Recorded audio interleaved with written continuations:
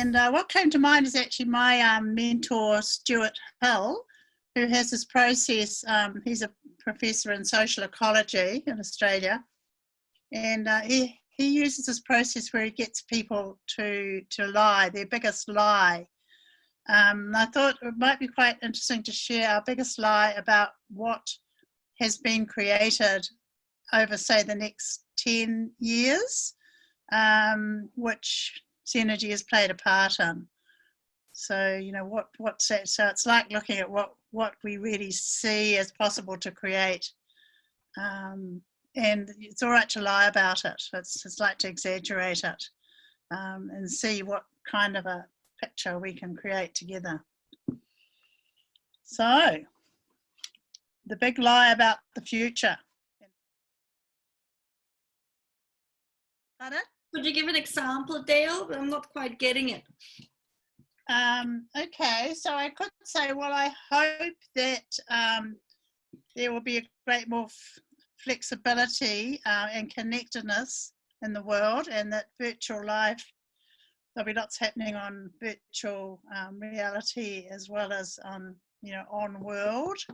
But if I was going to do my biggest lie, I'd say that the world is now totally connected and maybe off world as well, and that we communicate seamlessly online and in face to face, and maybe there's other modes of you know, psychic communication, which is also very common nowadays and is developing more, and of course holograms. We've had those for ages.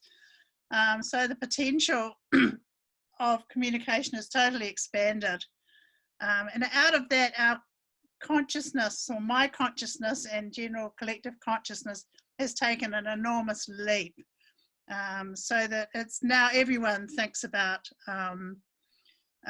sustainable economics. You know, of course if we do that, of course we're looking at the limits of this particular world and working within them. Yeah, so there's so much common sense now around a sustainable world that it's very, very encouraging. Yeah.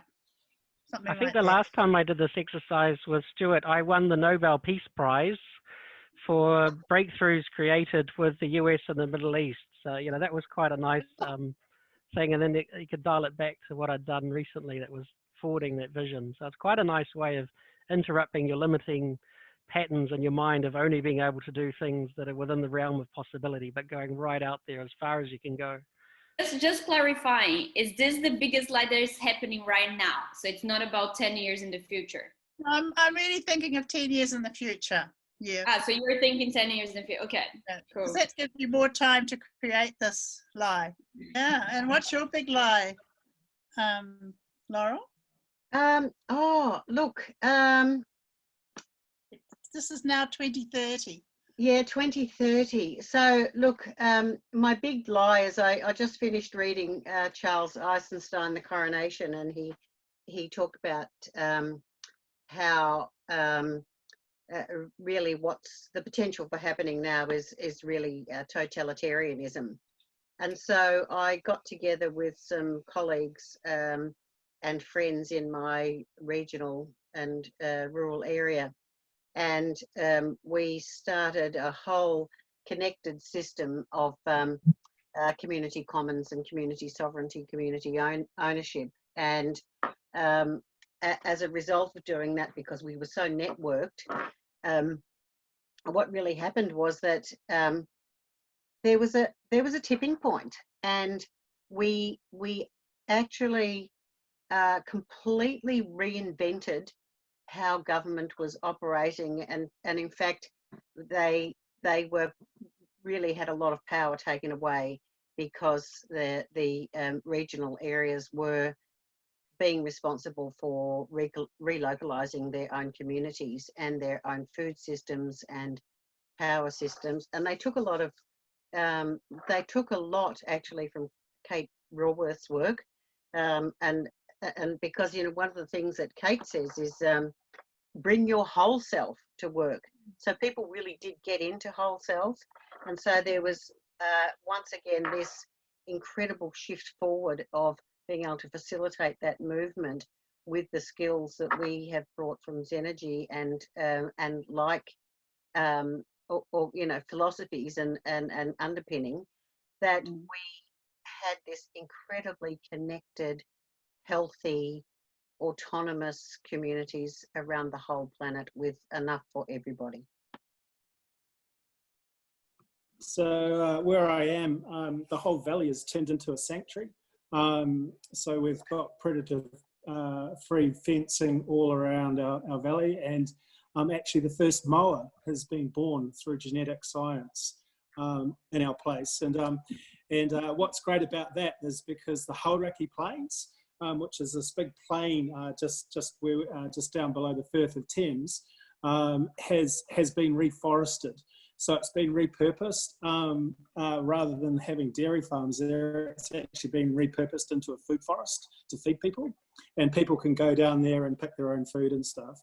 And actually the Firth of Thames, if some of you know it, it's actually quite muddy, but the Firth of Thames has turned to turquoise again. It's cleaned itself up completely, and there's a thriving ecology there, and people just that people from all over the world love the place. And so the type of migratory birds that are turning up there are now turning up in their millions.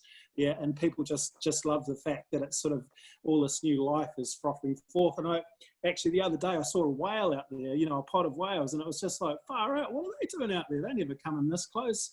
And it's because, you know, they were getting a good feed on the little fish around there. So the whole place is popping off, and it's actually flowed out into the Hauraki Gulf, and the Hauraki Gulf is no longer sort of poached anymore. It's no longer overfished, but it's actually like a marine reserve that feeds the health of the area. In places like Mangere Beach, where kids used to be able to swim, can swim again. And then places like Mangere are actually sourcing their own food, because it used to be a market garden. So they're sourcing their own food again, and they're sourcing their water. Their water is now coming from local springs rather than the Waikato River. And of course, you know, if you look from a satellite, what you'd see happening around the coast of New Zealand, just this water has been purified and it's just full of life, and the whales come back. And maybe people can now be tourists through their holograph, can actually send their holograph to these places like instantaneously and be like holograph tourists, and actually experience all these wonderful things in the world without traveling by plane. That's the truth. I tell you, that's the truth. Well, I've just come from a meeting with Donald Trump, Vladimir Putin, and Xi Jinping, and they've used their collective intelligence to create a way of communicating with animals and forests and trees and birds and plants. So we can actually tap into the consciousness of all living beings. And last week, I disbanded the UN. So, am I back? The UN didn't want to be disbanded, I think. Keep going. Yeah. I think the UN was listening in, but yes, so we disbanded the UN, and we created a new called United Planet, and that's where all plants, animals, all sentient beings actually can be mind melded into a decision-making process for what's best for the planet, and that we have a little portal that sticks out that aliens can come and identify and connect and see what we're doing. And so now we've got several alien species interested in coming to the Earth, because they feel safe now that these, and so they're coming to the Earth. They feel safe, and they're actually inputting and giving us some ideas, because they know that if they give us new technology, we won't use it for war or destruction or egotistical, selfish reasons. We'll use it for benefiting the cosmos. So they're really like our best friends now, and they love it. So that's where I just came from. Sorry, I was late to the meeting. That's so exciting. Wow, a council of all beings, planetary beings. It's a council of all sentient beings. Anything with consciousness. Yeah. And it's open. Just imagine how much consciousness that is. Right, who's next? I can give it a go. So I just beamed in from Germany. I just spent the day back home and just got back. And this is great new system where you just beam into the airport, but you still have to go through customs. So you just go through this gate and so you do your customs, you go through the gate and you just beam across. So there's no more airplanes and we don't need to do any more fuel sort of consumption flying around the world. So we just get 3D printed or whatever the beaming system is they call it. I haven't quite figured out yet how they actually do it, but it totally works. I mean, it feels a bit funny in your body, but it's just amazing, you know, when you just, and they still use the same airports, and because you have all the customs functions and everywhere there, so I still get picked up from the airport. But you know, you don't have these you have these electric cars and electric buses everywhere. You can hardly ever find any petrol stations anywhere. It's just fantastic. So yeah, so that's been great. This my dad's birthday was yesterday, so we just hung out and yeah, so I got back no problem. And yeah, I'm just working on this Zenergy portal that's like online, where you can get all these energy courses and materials online. So you can just access it either over Udemy or LinkedIn Learning and edX. There's all these great places where people all around the world can access our content. And I just opened up the email, and yeah, there's quite a few people up for a Q&A session, so I'm gonna do a live session with them, see how they're doing with the training. And yeah, so we got up to 10,000 graduates now, which is really exciting. And yeah, just loving the choice, you know, like just love to be here in Australia in the summer and then pop over to see my family whenever I can, and it's just fantastic. Yeah, that's me.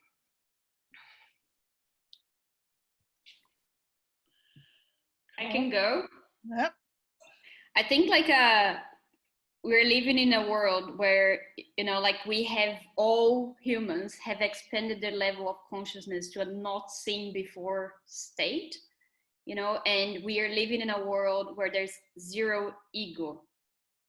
We all see each other as equal, and we see ourselves as part of nature. And we found a way of really living integrated into, you know, like the environment and everyone, all animals, all plants, you know, live interconnected in a beautiful world. And our planet finally had a chance to breathe and to recover, and is doing so beautifully well. Like it's a beautiful, healthy planet. So simple. Beautiful. Terrific. That's lovely. Wow. Does anyone want to add to their big lie? Yeah, I think it's you know, as John Lennon said, there is no borders. You know, that's all things from the past. Yeah. Yeah, and the United Planet does help us to stay connected. I love that idea. And I wanted just to add, I got the number wrong. It's not 10,000, it's 10 million graduates in 2030. I was like, sorry, forgot a couple of zeros there. Right. It's okay to make mistakes in this world too.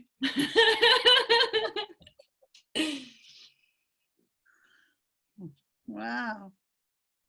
Actually, on that front, I remember there was a Dr. Wu in China who was very impressed that our vision was whole people cooperating in a sustainable world, and he wanted skills for cooperation in China and was only focusing on 1 billion people, but he was impressed Zenergy was focusing on all 7 billion on the planets. And I really like that, you know. Dr. Wu was so excited that our vision was greater than his. So I'm really interested to know how we're gonna close this gap. From Right. where, like, what's the next stage of this exercise? Because I want to live in this planet that we created. The more we actually make the lie real, you know, the more we flesh it out, then we will see pathways to move forward. Okay. Yeah, so it's a matter of actually fleshing it out and being it and then looking at, oh, well, how can we bring that particular thread up into that consciousness? So it's like starting from the reality, creating the reality. Yeah, because if we try and create it from like now, well, I've already shifted anyway, but if we create it from 2020, let's go back to the future. I can be patient. We're never going to get there, or it's going to take a hell of a long time. So we have to start from the future. We have to move ourselves into the future and be the future that we want to see. Yeah, and then it's just a matter of bringing other people with us. Yes. Well, you know, instead of military service, people, you know, it's part of their education to do planetary service. So everyone as part of their education is enrolled to go and work for the planet, to be in nature and be with nature and feel nature. So that's part of people's education now. It's just what's normal, that you know, nature, animals, plants are just integrated into who we are. So we're no longer the top of the pyramid. We don't even talk like that. In fact, we are, you know, we're at the bottom of the pyramid in a way, as servants to the rest of sentient beings. So we've flipped it, and we're repaying the karmic debt that we've by being in service to the planet rather than raping and pillaging it. Wow, that's awesome. I'll build on that. So yeah, me too. We've actually found our role as human beings on the planet. So we use our strengths. We use our strengths and what we're, you know, our creative and reflective geniuses to actually enhance life on the planet. We collaborate with nature. And how did we learn how to collaborate with nature? Oh, we did a Zenergy course. My challenge to the group is that in terms of manifestation, what I sort of know about manifestation and the ways that I do it is that I create the desired state, and then I don't try and force the universe into my way of thinking of how it's going to create. Because I think then I have to be totally open to emergence. Right. That if I stand in this vision of the world, and that I'm going to embody the creation of it, and somehow and the universe will lead me there rather than me doing my human mind thing. So just as a challenge, Liam, that's fantastic coaching. Because we said we were. We've got that recorded. I think that's very, very important. There's a name for it. It's called a channeling consciousness. I learned the other day. It's like you're creating intention, and you channel life through you. You allow it to happen. You surrender for the intention to manifest. Yeah, so it doesn't have to be hard. It's not like it's a battle or anything. It's when it's hard, to... it's usually an indicator that you're trying to force things, really, because when we create that space, that state. Yeah. I think that's very much how nature works, is it, Laurel? It's like that you know, permaculture and that regenerative agricultural thinking is that you observe what's happening and work in harmony with it rather than try and force it like humans would do. Yes. So yes, you observe and interact, and then, you know, from that space, you contribute. You generate what it is that you're wanting to generate. Right. Wow.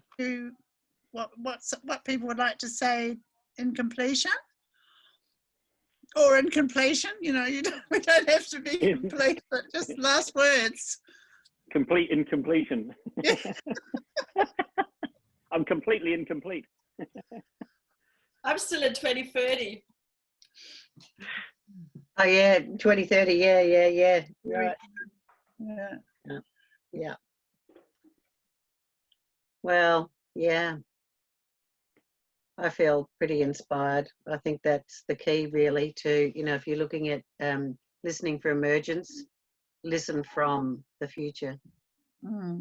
Listen from the future. Yeah. Love that. Yeah. Yeah, and that's where we can really evolve collectively. And even back in 2020, I'm seeing so much self-organizing of small streets and communities and townships. It's that's the beginning of it. Well, I'm really excited that we've been able to bring Stuart Hill's his process of the big light into our work, because I've been really challenged by that, but now I've seen a way to do that, and it really does work. It's amazing. Yeah. I hated it when he told us the first time. Resisted it for about 5 years. But it's fantastic. Yeah. It was so intense. Everything.